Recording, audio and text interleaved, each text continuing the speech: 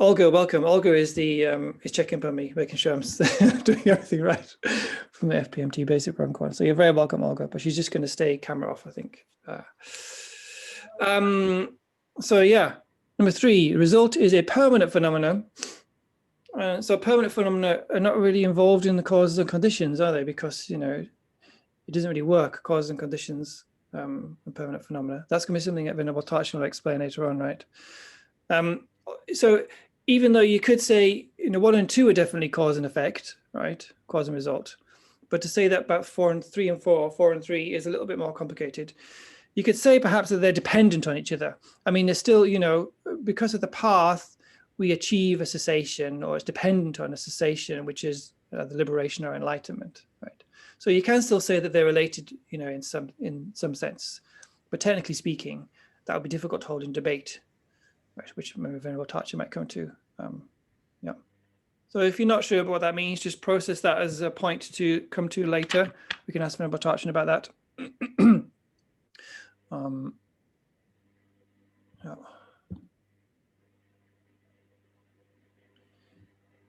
So 1 and 2, first and second noble truths, show us how we are stuck in samsara. And number 3 and 4 is the good news, how we get out. It's like 1, 2 is how we kind of perpetuate being stuck. Or 3 and 4 is how there's a way out, right?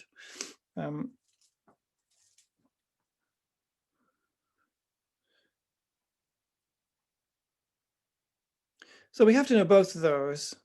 We have to understand, why is we are stuck. We have to first understand that we are stuck, because we don't think we're stuck. We think we're just kind of okay. But according to the Buddha's teachings, this first one, we experience difficulty, and we're kind of caught in a loop. We're caught in a loop that we can't get out of, it seems. So it's important we understand where the Buddha's coming from on that one, and that's identifying not only suffering, but how we're kind of stuck with the suffering and why. We're going to look at that. And then the good news is number 3, right? So if Buddha hadn't explained there was a way out, it would have been better if he just said nothing, really. If there was no way out, and he explained, we're stuck in suffering, then it would be a pretty depressing message. Right? So the good news is that there is a way out from suffering, and it has been experienced already by the Buddha and other beings. The Buddha isn't the first one, as I mentioned, and since the Buddha, there's been many other enlightened beings, not just enlightenment, but liberated from samsara, and all the kind of, you could say, little mini liberations, all the little realizations we've had. Certain points it becomes permanent, if you like, it becomes irreversible, like the wisdom realization directly. At a certain point, bodhicitta becomes irreversible. So those are kind of like mini liberations, and it's like steps all the way through, little hallmarks or little goalposts we get to, and we can't go back. So liberating ourselves, interesting to think about, isn't it? Lama Zopa sometimes talks about we're kind of creating samsara every second. So we should try and reverse that and create liberation every second, depending on which minds we're generating, what our aim is, and what actions we're creating. Right. Here's some more terms. I've mentioned samsara, so I thought I'll just explain. There's different ways of explaining samsara. It's just one that I like from when I studied basic program. Having to take a suffering rebirth again and again without any freedom, controlled by karma and afflictions.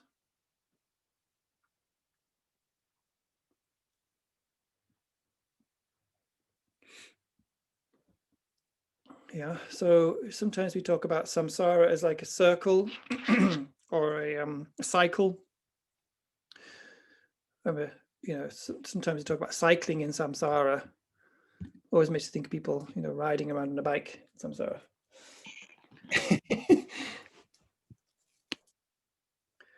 Welcome back, Andrew.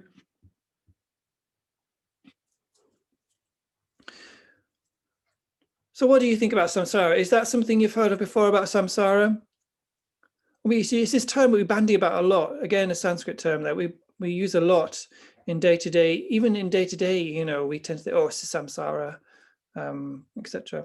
But it's important with the basic program, we start to hone in on some of these terms that we use, like karma and samsara, and we really get to the actual meaning of these things, rather than just taking it as a cultural, what's become culturally appropriated by these texts, but we actually hone in exactly what it means. And the texts are going to help us understand that. Yeah. Is that something close to what you've understood about samsara? Yeah, it is for me. What about, are there any other ways that you've heard about samsara or understand about samsara? Like when I said that, was it like, oh, that's not what I thought samsara was? Was there something else that came to mind? Yeah.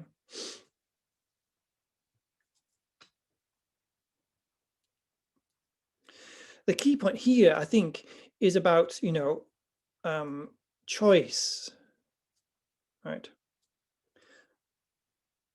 Once we realize that actually we have choices, then we start to become, start to work out liberation.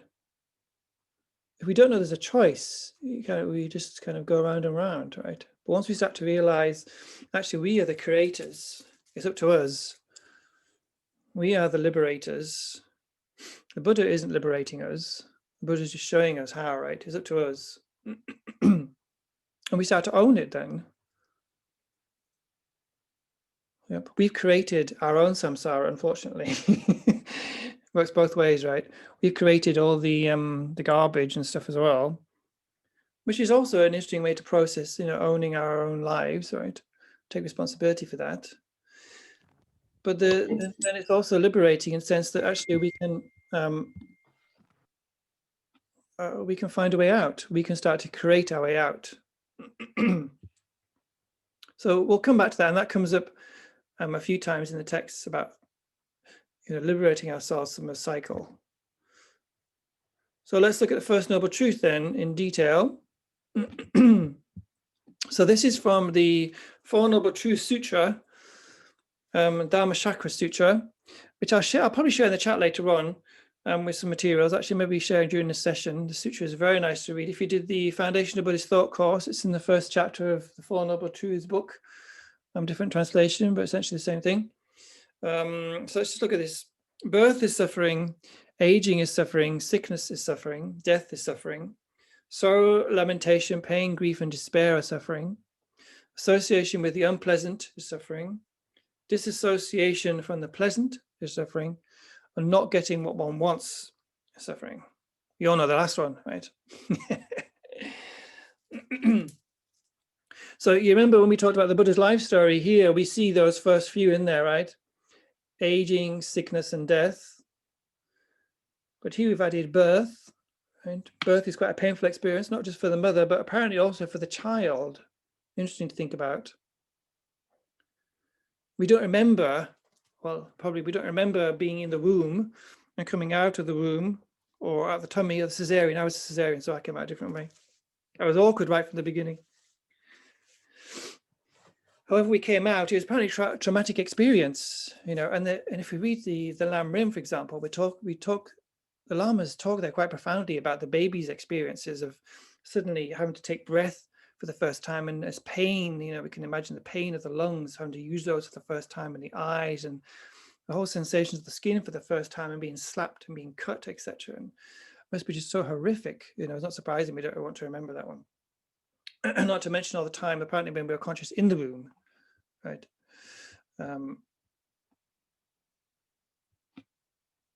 Lynn, there's somebody else in the waiting room. I don't know if you can take care of that. Is Lynn here? Yes, I'm here and I've let them in, Kerry. Great, thank you. I just can't see everyone on the screen.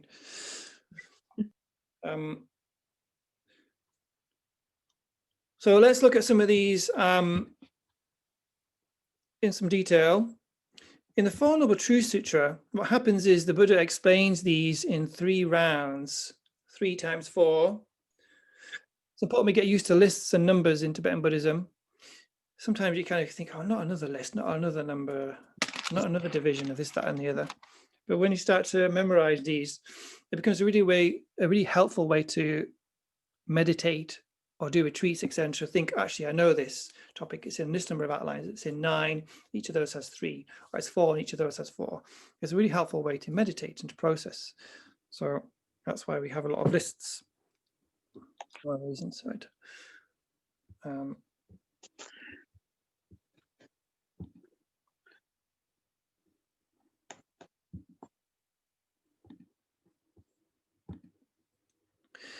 So the first round was this Buddha described its nature. The second is what is to be done. And the third is what is accomplished, right? So with the first noble truth, then that becomes suffering should be understood. I'm just going to concentrate on the second one for the purposes of our talk here. And if we can memorize this second one, for example, for each of the four noble truths, that will help us understand a fair bit. You know, if you memorize the whole thing, that would be great, of course. Again, memorize the sutra. Why not? It's only a couple of pages. Suffering should be understood. I think, Lynn, that's what you said earlier, right, when we talked about the first noble truth. The truth of suffering should be understood. And that's something when we do retreats, for example, we need to bear in mind that actually what we're trying to do when we meditate on all the different levels of suffering is not to make ourselves depressed, that might do. It is to understand, right, to understand what it is to be human in samsara, to become clear about that, so that then, as Geshe Techjok once said, you know, we have to understand that the place we're living in is some filthy, disgusting hovel till we want to be liberated from it.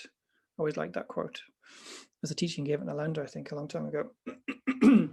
That's part of what we're doing here, is we're starting to train the mind to understand that samsara isn't a place we want to be, because we are deceived often with samsaric perfections. You know, that they are the things that we want. But in the end, we get dissatisfied, but we don't see the bigger picture, perhaps. So let's bear that in mind as we go through this noble truth. Suffering should be understood. And when we hear the first noble truth, right, what I'd recommend you do for as preparation for the basic program is when you hear some of these topics, you have to kind of have something instantly comes to mind. So when you hear first noble truth, think, okay, first noble truth, 3 types of suffering. Bam, bam, bam, bam. Yeah. When you hear second noble truth, think second noble truth, bam, bam. And then when the teacher or the Lama explains, then you've got some kind of, okay, is he going to explain it this way, or is he going to explain it another way, etc. You have something, some kind of outline in your mind already. You know what to expect, as it were. And it's also using our intelligence to see if the teacher knows what they're talking about. I mean, you know, we've vetted teachers for you in FPMT, of course. But if you hear teachings elsewhere, it's good to check, right? Use your own intelligence. That's part of our duty as a student, to use our intelligence to check if these explanations are appropriate or not. Anyway, 3 types of suffering is one that is easy to remember. 6 types of suffering, that's all about impermanence, uncertainty. We all know about that right now, right? And then 8 types of suffering is some of the ones we mentioned in the sutra earlier, right? Birth, sickness, aging, death, association with the unpleasant, disassociation from the pleasant, not getting one once, and in brief, the 5 contaminated aggregates. So those lists are really helpful to memorize. So at least memorize the group of 3 here, I would say. Suffering of suffering, suffering of change, all pervasive compounding suffering. Just checking what time we go to here. 1 o'clock. Right. Are we all, have we all heard of those 3 before? Is there anybody who hasn't heard of those 3? I'm just flicking through my screen to see if I can see. You've all heard of those 3, right? Yeah. Good, good. So just a brief explanation then. I mean, my idea here is not to, you know, go too much into teaching, but just to kind of give you the outlines and where you can find information on these. An idea just to make sure we're all on one kind of particular level, which, you know, we've worked on to think this is a good, stable space for you to be in for preparing for Tarchin to come, right? And if there's gaps, if you notice there's gaps in your own knowledge, maybe you can fill those in throughout this, between this and the next day.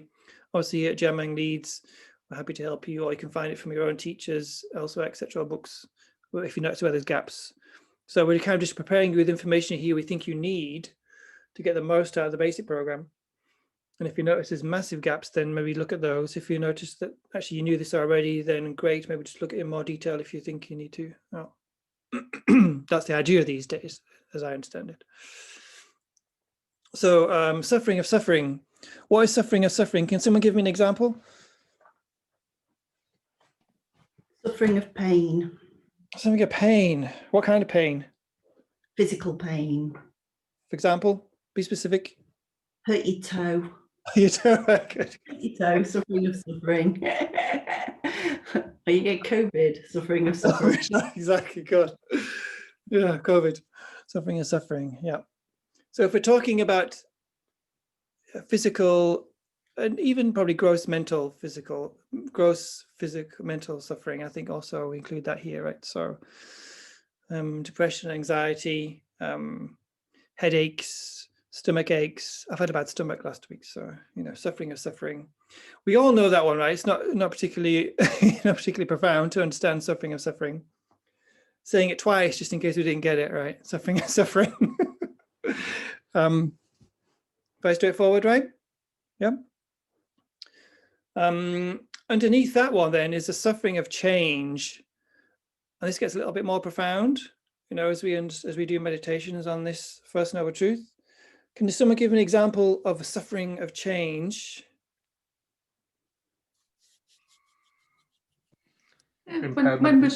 Sorry, John, you go. That's okay. Impermanence and dissatisfaction. What I want an example, like the bad toe. Okay, so you think things are permanent, so you grasp onto something thinking it's permanent and it isn't. Yes, I think that's true, yeah, but that's you're more like describing the theory. I want an example, something I can meditate on. The end of a relationship. End of a relationship. That sounds like suffering of suffering. It is suffering, but it's also a change, isn't it, that you have to adapt to? It is a change. Yes, good. We're getting to the point there, but I don't think we're still. Chocolate cake makes you sick when you've eaten too much of it. Chocolate cake that's nice to begin with, then you eat too much and you There we are. Good. Chocolate cake. So don't, the example is, eating the pleasant sensation of eating chocolate cake. Right? We could just stop there, A pleasant sensation of eating chocolate cake, or, sitting down on a nice bench after a long walk, that pleasant sensation of just resting your feet, or being in the shade, after you've been out in the sun. Well, not that we know much of the sun here in the UK, but so getting inside after being out in the snow, something like that. That change, where suddenly it's something that change has brought about a pleasant sensation. That pleasant sensation, that happiness is what the Buddha is describing here as a suffering of change. Even that is suffering, according to the Buddha. So that is quite profound meditation in itself, because it's like Buddha saying even the happiness we have is already polluted, is already suffering. So this is where suffering might not be the right word. Maybe we want to substitute here dukkha, for example. I know, it's up to you. But even those kind of temporary happinesses that, are okay, but they're not going to bring any long-lasting happiness. They're changeable. They will change into suffering the longer we experience them. That is the second one. So as Louise said, the longer we eat the chocolate cake, that is going to turn into us being sick in the end. That pleasant sensation of the sugar. Eventually, the more we have, it's going to make us miserable. The longer we sit down on the bench after being rested, we're going to get uncomfortable and have to get up again. So it seems like a bit depressing, but it's just trying to be realistic about samsaric happiness. Happiness is samsara. So we have to really get to grips with that. That's a really important meditation. We need to understand that even those happinesses are okay. Lama Yeshe, says that those happinesses are okay. We can have all those, but you just have to understand, the limits, what they can and can't do. Yeah. So that's already quite a profound level, I think. It wasn't unknown at the time in India when the Buddha was teaching it. Other masters were teaching this already, and we've had different philosophers, I'm sure, since then, Western philosophers who have taught something similar. Yeah. So don't get too depressed. We can have all these happy things. It's just that, we need to understand that we're not going to find in those things real lasting happiness, right? And then where all that comes from is the third one, all pervasive compounding suffering. underneath all those is the fact that we are born with a body and mind predisposed to those to begin with. That's like the root of the other two. And this is where, you know, the real message of the First Noble Truth, you know, is understood. This is what the Buddha was really getting to, this third one. Because the other two are not even, you know, particularly new. The third one is actually quite profound in the sense that, you know, the Buddha was identifying here something unique. And that takes a bit of understanding. So you need to understand terms like the 5 aggregates in terms of the body and mind aggregates. Yeah, just parts, heaps, lumps, whatever you want to call them, just groups of things that make us a body, that make up the body and mind, that make up a person. Right. Suffering is pervasive because, you know, based on having a body and mind that is controlled by current afflictions, we create more. It pervades, you know, from beginning to end, from lifetime to lifetime, from this all the way through the day in this life. It's pervasive in that way. It's compounded because it creates more of the other two types of suffering.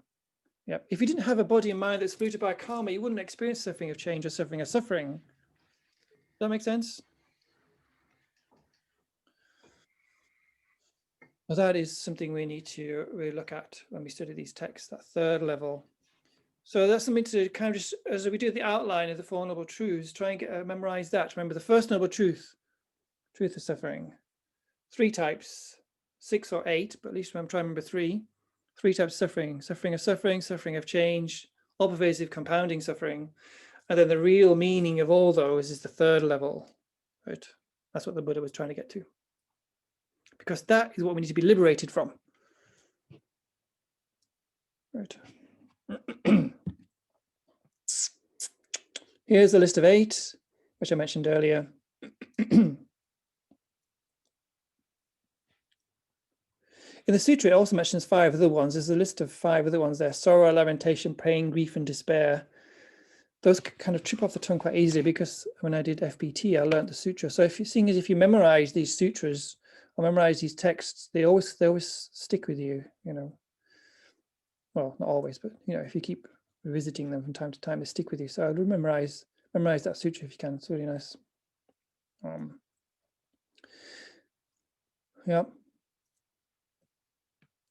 When we did the Lam Rim retreat here recently, you may remember we went through those. Went through 4 or 5 of those. I think, didn't we? Didn't we, Lynn? I think you were there. John, you were there. If you want some more explanations of these, you know where to look, right? You look in the Lam Rim Chenma, for example, or look in the Lam Rim outlines. You look on the which are the someone tell me which of the 3 scopes of the Lam Rim will you find the meditations that Tsongkhapa has very beautifully written for us on these 8 types of suffering? Where are the 4 noble truths in the scopes? Where do they come in?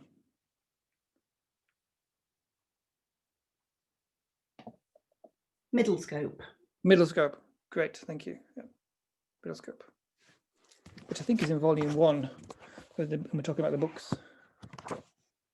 Yes, in volume 1.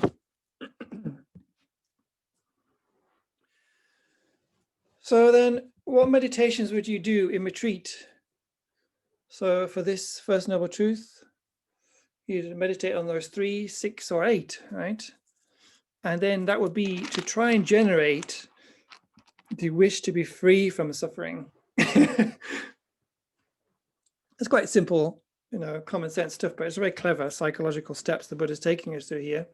So you really understand the suffering so intensely, so vividly, that then you want to be liberated from it. You develop the wish to be free. Does anyone know what, there's another word we use for that. The 3 principal aspects of the path, that word comes up. It's an old-fashioned word. No one know it? Renunciation. Renunciation, that's the one, yeah. The wish to be free.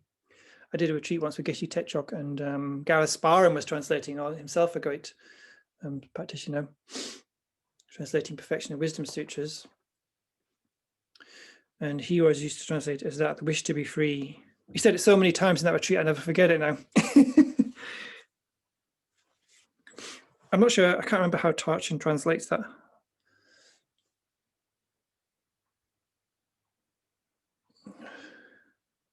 Anyway, we'll find out when he comes. I have allowed at some point in this session to do a meditation or a discussion together. I wondered if, by vote, would you like to do a meditation or a discussion groups, or discussion one group maybe? I don't know. Any preference for anybody? No preference. I go with the meditation, Kerry, but that's me. So I don't want to force other people to choose. Yeah, me too. Sure. Okay, let's do that then. We'll do a meditation on suffering in this session then before 1 o'clock.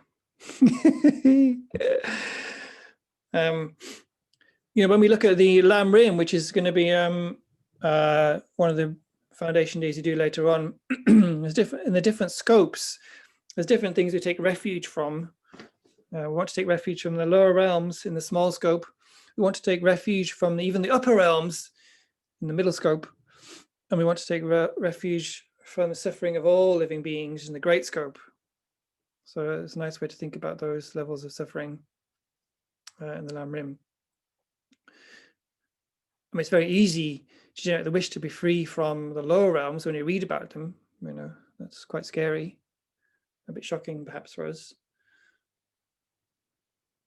But that's an important part of trying to think about future lives, because we don't think about future lives. But even the upper realms are also samsara, right? That having to take rebirth again and again without any control due to karma and afflictions also applies to the upper realms.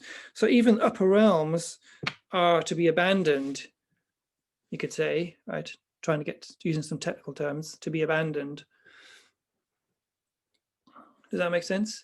Even the human realm and the God realms, as beautiful as they are, in the end, are to be abandoned. Now we have to use the human rebirth. We have to get the most out of it. We have to use it like a boat, as Shanti Davis says, to get somewhere. But in the end, once you've got to this beautiful place you're going to, you don't just stay on the boat or the plane. You get off the boat, you get off the plane and go and visit. So that's what we're using the human rebirth for. We need it to get somewhere. We have to use it. We want the best one possible. But then we abandon that in the end when we're liberated. Abandon it in a sense of, from the Bodhisattva's point of view, abandon it having been, like, you abandon the, how to say it?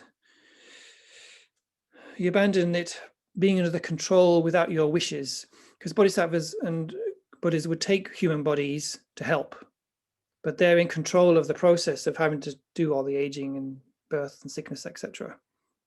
Then they're in control, yeah, but they're still using the human bodies, because the human body is the best place to be able to explain to sentient beings to get them out of samsara. So all the Buddhas and Bodhisattvas are working to get beings out of the other realms into the human realm where we are, into the precious human realm. They're trying to get them all on this level, so then they can manifest as humans and teach. Yeah. So we're in the ideal place, which is very exciting. Let's move on to the second noble truth then. This is what the Buddha says in the sutra. It is this thirst craving which produces re-existence and re-becoming bound up with passionate greed.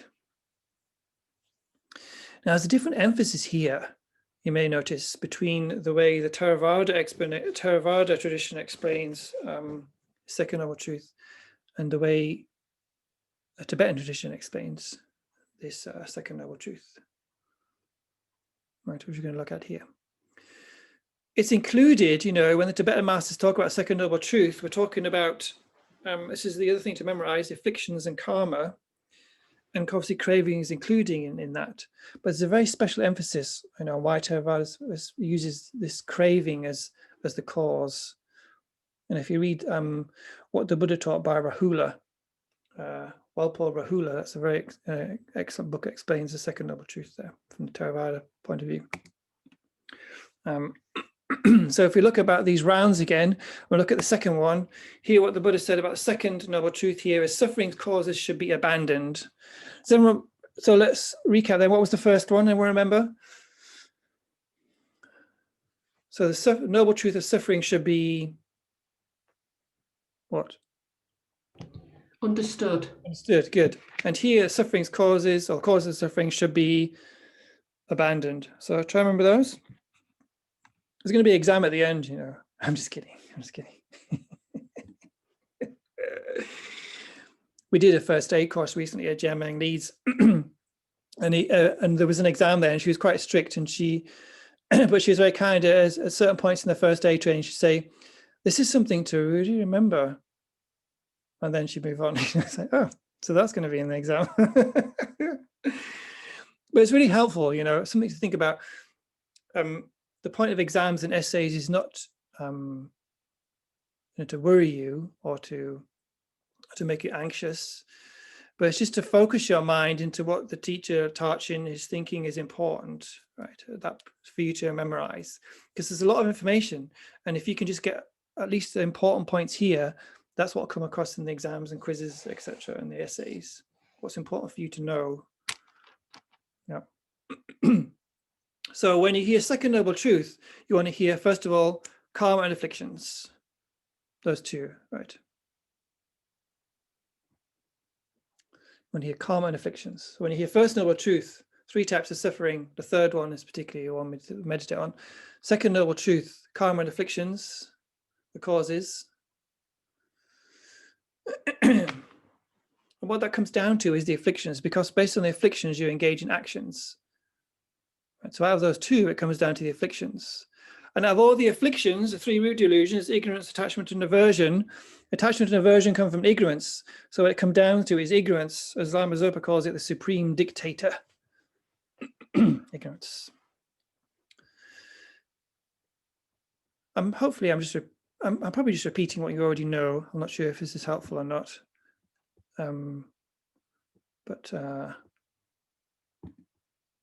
Anyway, as I said before, this is just highlighting everything we think you need to know before basic program starts, and so we're all on the same level. So what is karma? What is the literal translation of karma? Let's get that clear.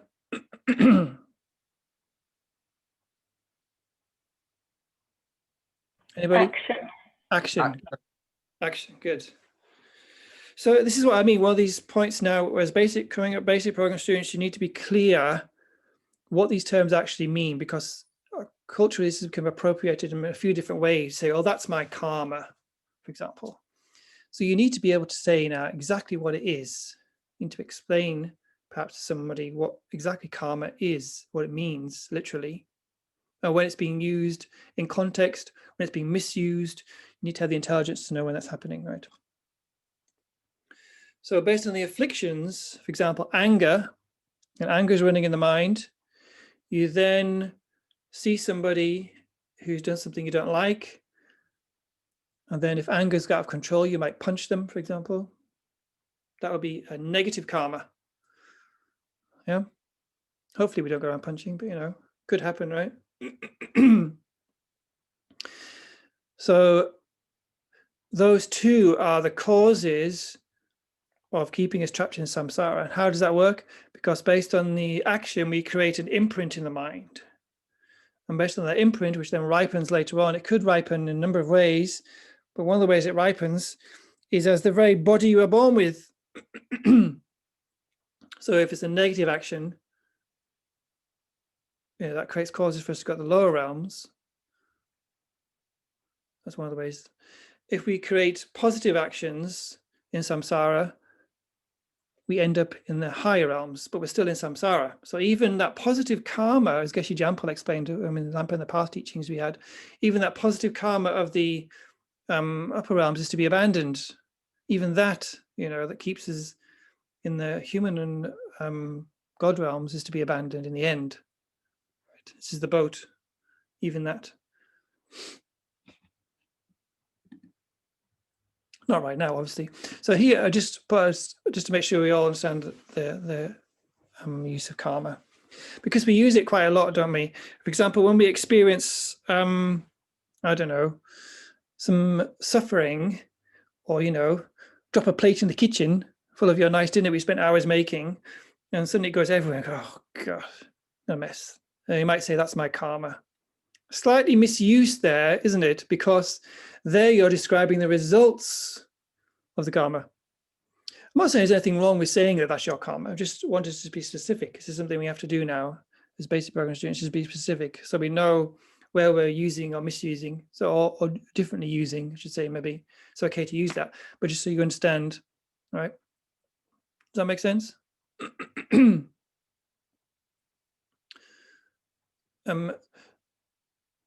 Something I've noticed as well when we do the purification practice, for example, is that you say you're purifying negative karma. So, you know, strictly speaking, I mean, you could, you know, in debate, you could probably hold that, but strictly speaking, you're actually purifying the seeds of the negative karma, isn't it?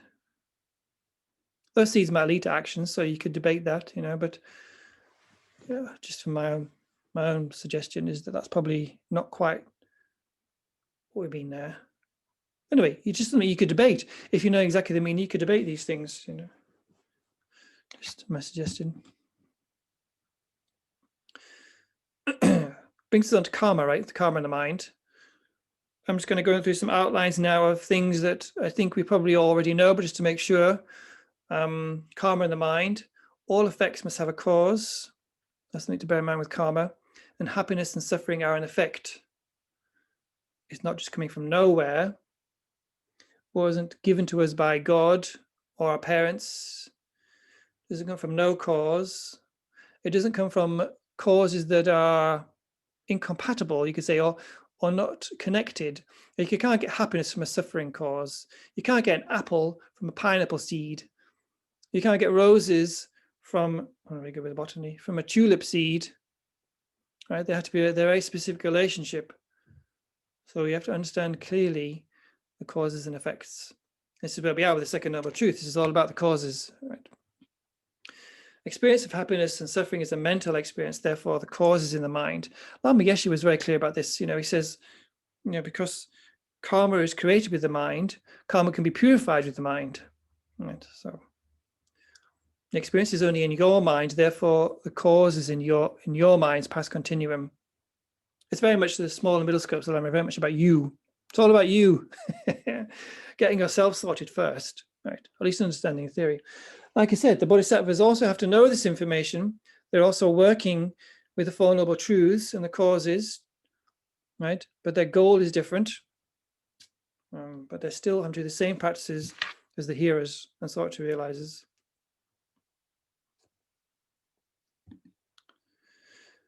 I just want to make sure we're all clear about the process, the formula, if you like, so that we're Venerable Tarchin explains this later on. We've all got the information, right? So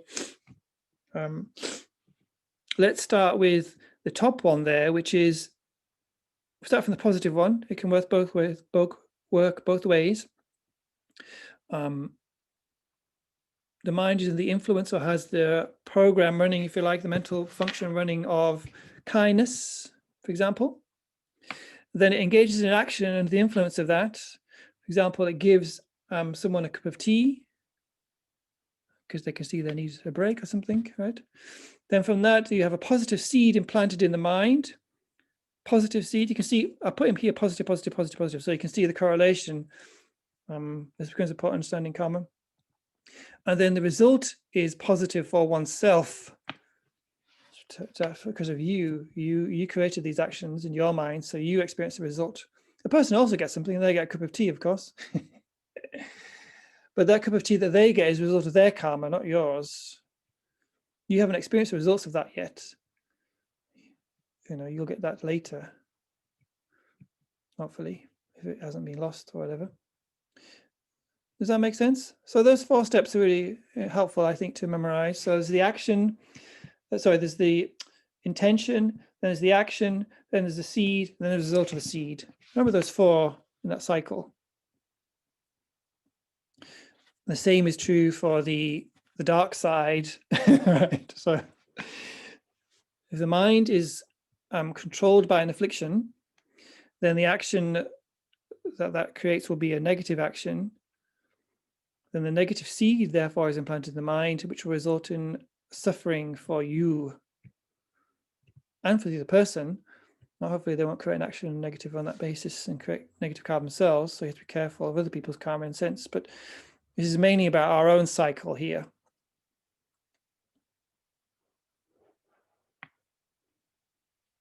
So when they talk about the characteristics of karma, they say karma is definite.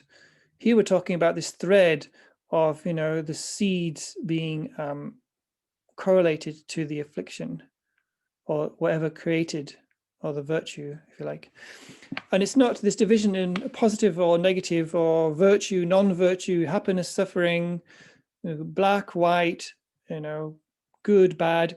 It's all just on the basis of this cycle of whether you get happiness or you get suffering.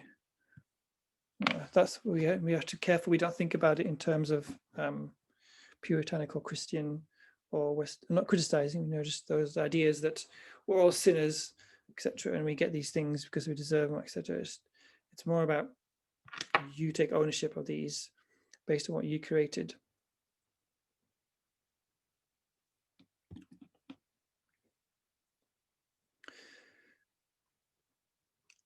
So this is just if you want some more information about different ways that karma ripens, 4 ways, and we talk about in the texts. You can look at those in the text if you like. I probably haven't got time for them here. We can experience mental and physical happiness or suffering. We have the habit to do these actions again, positive or negative. That's a really, it's a good and a bad part of that one. That's a really sticky point, that one, about the cycle. The very body we get is determined by our karma, our actions. So congratulations, you did something fantastic to get this body. And our environment, our environmental results, also created by our karma. I'm just going to go through these because we probably know, but I think when it comes down to the second noble truth, we'll talk about the afflictions. So I'm going to make sure we all have some understanding of that. Ignorance is the root. And then from that, we have these 2 other root delusions, attachment and aversion. Attachment are the ones that exaggerate positive qualities. Aversions are the ones that then exaggerate or create negative qualities. But they're all projections. They're all, false in some sense, right? Coming from the false view of how we exist, the ignorance. And that ignorance comes up a lot in the text. So basic program is going to be great for sorting that out, just getting clear on what exactly this ignorance is doing, different ways the ignorance works, its definitions, divisions. Ashanti Davis says in the Bodhisattva's Way of Life, at the beginning of the emptiness chapter, all these branches were taught for the sake of wisdom. Everything the Buddha taught us to understand, the wisdom realizing emptiness, the opposite to the wisdom and that thinks it knows things but is getting it wrong. Here's some little things to think about with the delusions. They are liars, projecting wrongly. It can't be trusted. Don't believe what you think. There's that Facebook meme that goes around, but it's a profound one, that one, I think. Just because you think it doesn't mean it's true. They're lies in the sense that, they're not only are they creating things that are not there, but they exaggerate things that might be there. Some might be very pretty, but then you exaggerate on top of that they're kind of inside them, or somehow there is beauty there in and of itself. Or you kind of exaggerate to such an extent that, everything about them becomes fantastic, 100%. It's very fundamental, these delusions, rather than seeing actually at this particular point, due to these circumstances, it appears like that. The person also has some, pretty grim things going on with the body. We don't see those. Or, where the attachment is blocking them out, perhaps. Or the aversion could be blocking all the positive things out. Things are never that black and white. So attachment to exaggerating positive aspects that are not there, or creating positive that are not there. I'm just recapping here. Some of these slides are created for the basic program, so I've just put these in, so maybe you've seen these before. Aversion is the opposite then.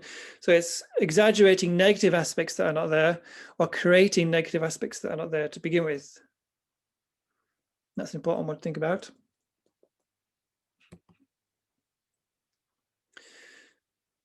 Why have I put this here? Anyone know? You can't meditate if you've got a disturbed mind. Good point. Very nice point. Yeah. Yeah.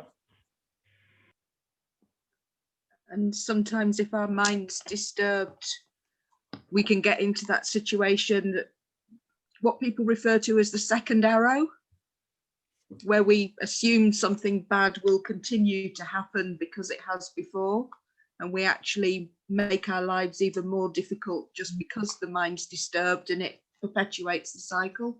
Right. Good point. Yeah, very nice.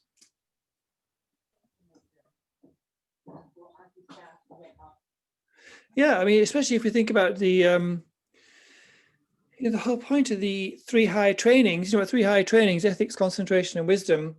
I always think, when I hear His Holiness talk about like getting a grasp on ethics, if we're holding around just kind of guilt to haven't done something, it makes us apprehensive, or it makes us kind of lack of confidence. We're holding around something in our minds, and that makes us unclear, it makes us agitated. And if we have strong, anger, obviously that's a really disturbing, that's obvious one. But even those things like unsatisfactoriness or craving, or you can't get enough of something, or you just kind of, something is running in the mind that you're attached to at any one time, that's going to make concentration very difficult. So then concentration is going to be lacking. Therefore, the foundation of wisdom, if you like, is going to be lacking. So therefore the wisdom will be affected. So those 3 high trainings are really important to think about in terms of the second noble truth. But it's not to say, that attachment is the same as love. So that's something we have to make clear, right? When we look at the Bodhisattva's deeds and the Lamrim, we need to get really clear about the definitions of things. So when someone says, what is love? Well, if it comes up in your exam, what is love from the Buddhist point of view? What is compassion? Do you know what it is? Can you say clearly what it is?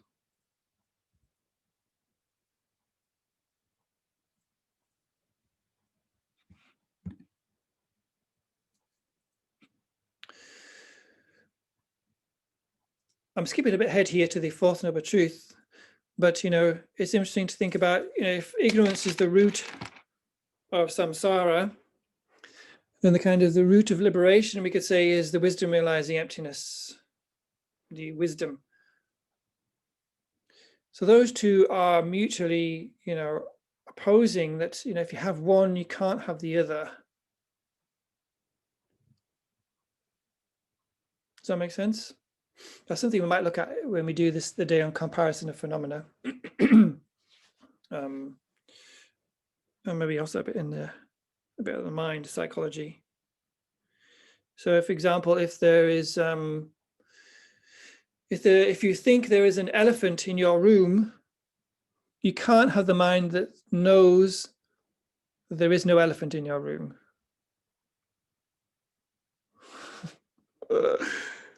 Or the other way around, if you know there's no elephant in your room, you can't have the mind that thinks there is an elephant in your room at the same time.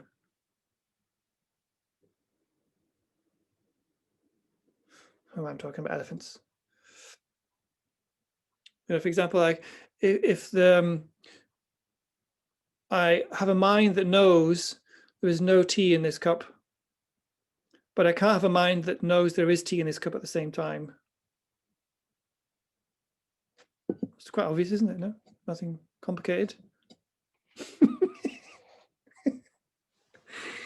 So if you have the mind that knows that there is no real I, you can't have a mind that thinks there is a real I at the same time. It's much more complicated than that, but that's just a way to think about it initially. These wrong and mistaken minds you're talking about. The wrong mind and mistaken mind. Well, when we talk about when we get to the part on Buddhist psychology, there's a slight difference between wrong and mistaken minds. So Tarchin will explain about that in detail. But yes, ignorance is a wrong mind for sure. A wrong consciousness, I think, is how we say it in the texts that we use for the basic program. It's a wrong consciousness, but it's wrong in a specific way. It's wrong because it's misknowing something. It's not just not knowing, it's misknowing, actively misknowing. It believes that there is a real I. It believes that in there somewhere you can find the real I. It's not just not knowing if it's there or not. It's really holds that as a firm tenet. I do exist really inside here somewhere. Absolutely 100% believes that. That's our default without any training, meditation. And that's the root. Because on the basis of that, then we have all the afflictions. We pull towards things, towards this real I, cling, attachment. We can't get what we want to, push away, aversion minds, therefore the actions, therefore the seeds, therefore we perpetuate the cycle. So it all comes back to that one. And if we, other meditations that you do on the second noble truth, for example, would be, I don't know if that's my next slide. Yes, it is. You know, for example, you would do meditations on the, let's see if I got it here. I don't know. Anyway, on the 12 links of dependent arising. That's something that we'll look at probably in the, is it in the middle arm rim? I think, I'll have to check.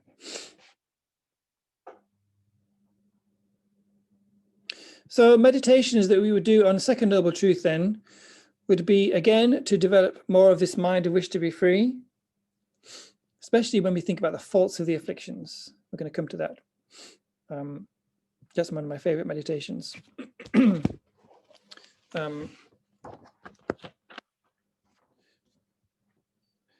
not only are we, you know, with the first noble truth, that'll get us somewhere for renunciation, you know, for this mind of wanting to be free, because we couldn't bear to think of just the human levels of suffering, you know, the aging, the sickness, the uncertainty, anxiety, etc.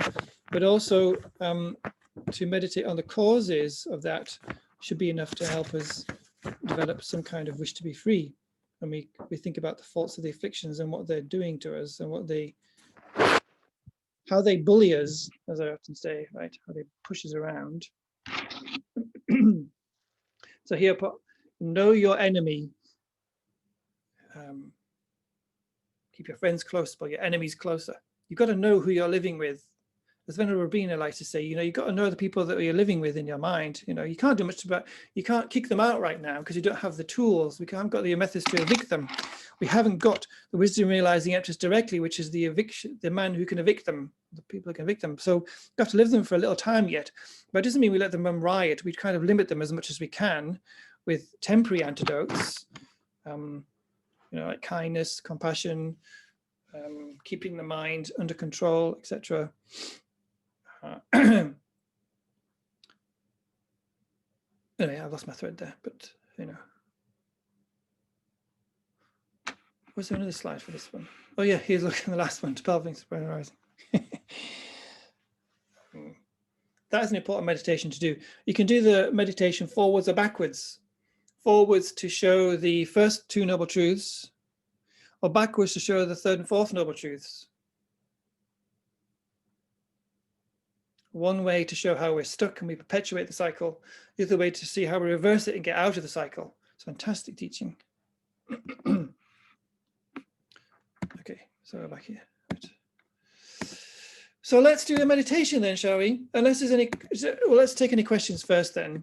Are there any questions on the first two noble truths before we then do a meditation together on the faults of the afflictions?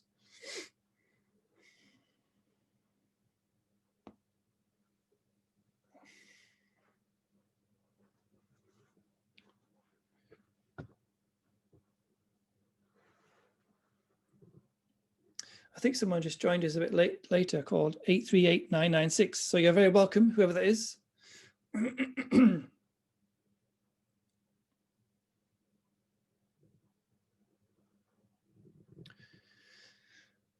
Okay then.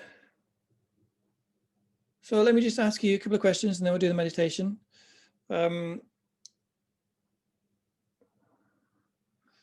The 3 rounds for each of the 4 noble truths. The second one, the truth of suffering should be what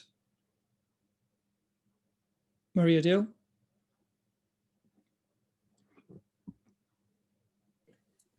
Understood. Fantastic. Chrissy, second noble truth, the causes should be what?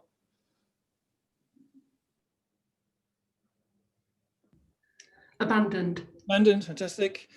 Linda, what are some of the truth of sufferings, the meditations? What are the 3 points if you remember those?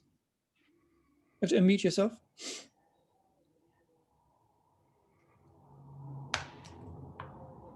You're still muted.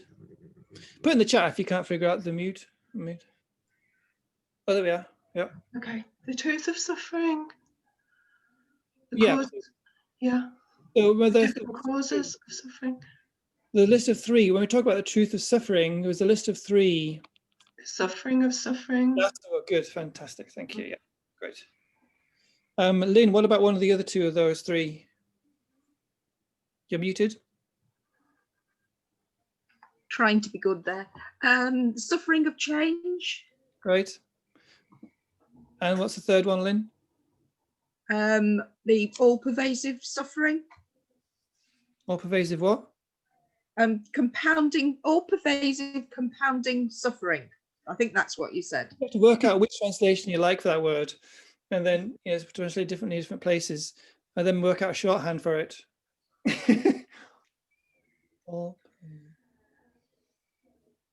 Anyway, Amanda, what are the causes of suffering? The 2 causes of suffering?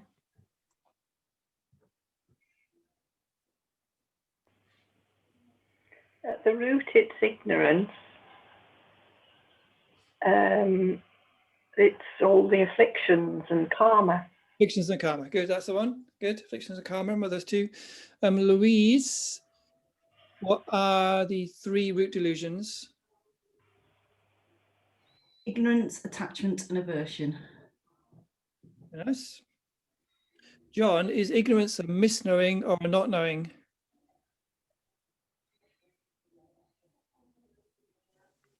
It's a misknowing. Misknowing, good. Now, Andrew, what is the direct opposite to the ignorance, which is the root of samsara? The wisdom. Huh? Don't know. Wisdom realizing emptiness. I won't ask Olga anything. 838996. I don't know if you're there, but can you tell me any of the names of the 4 noble truths? I'm not sure if you're able to use audio, so I might make a response. No.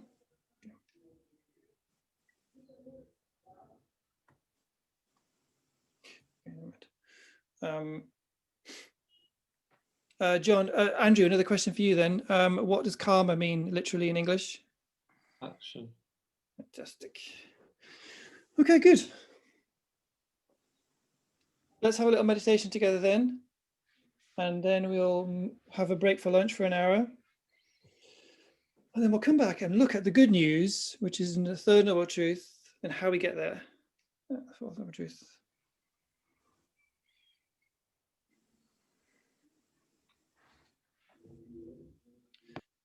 So maybe just take 3 long, deep breaths in and out through the nose in your own time.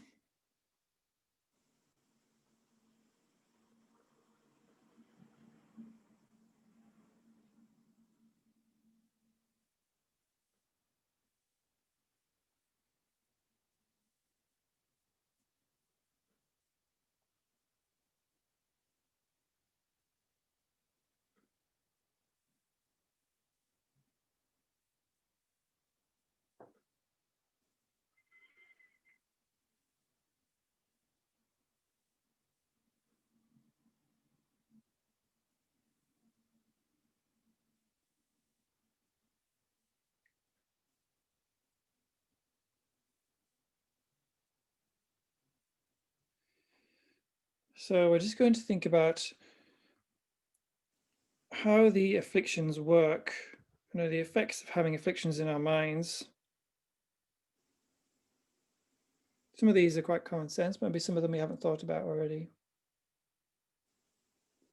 You can choose to bring a specific affliction to mind if you like, or an example, but don't choose something that's too overpowering. On a scale of 1 to 10, maybe choose something about 5 or 6.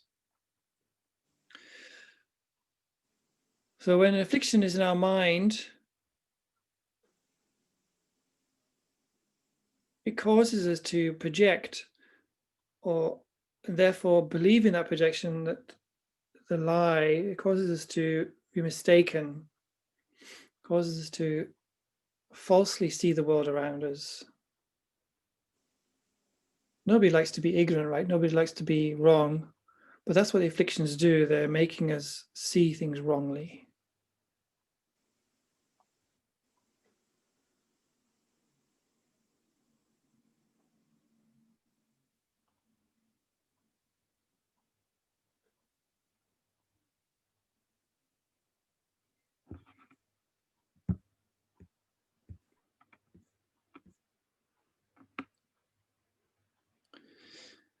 Not only that, but having an affliction in our mind creates the habit,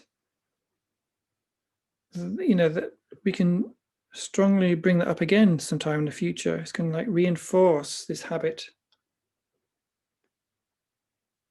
There is this idea that, if we get angry, we let it out, it's cathartic. But in reality, what that's doing is it's becoming a habit. We're learning that stronger and stronger, so that it's going to arise easier in the future, which is not what we want.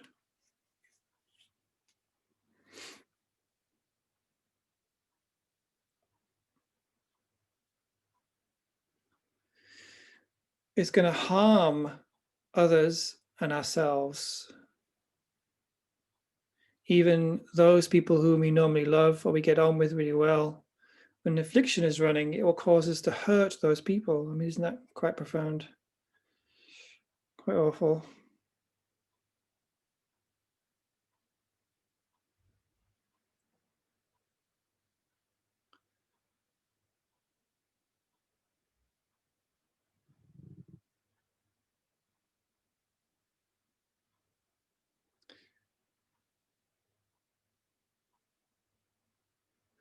It means that the actions we do then are going to create seeds in our minds, which are going to ripen as suffering experiences for ourselves.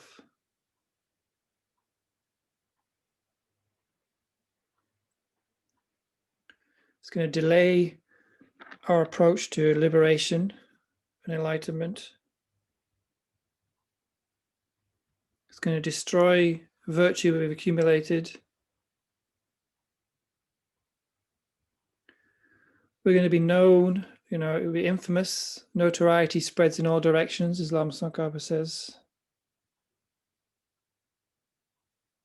It's going to make us joyless, devoid of confidence, apprehensive.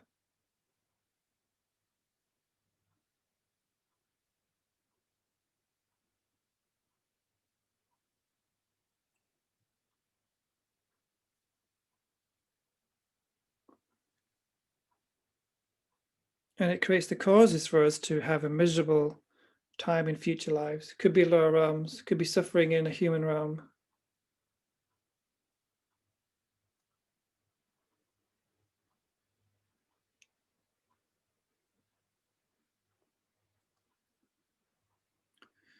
So let's make a determination together to become familiar with what's going on in our minds, to notice the extent to which these minds control us. And as much as we're able, to lessen their impact in our lives by using the Buddha's methods, learning their antidotes, learning their weaknesses, and overwhelming them with the truth, the positive minds which are based in reality, compassion, kindness, wisdoms.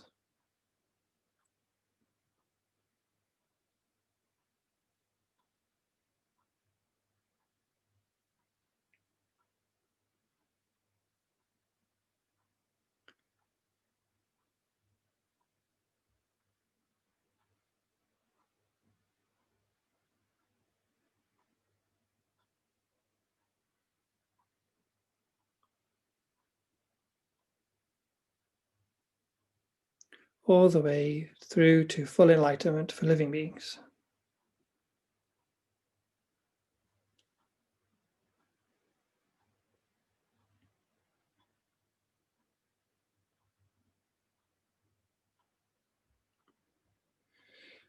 And when you're ready, gently end your meditation.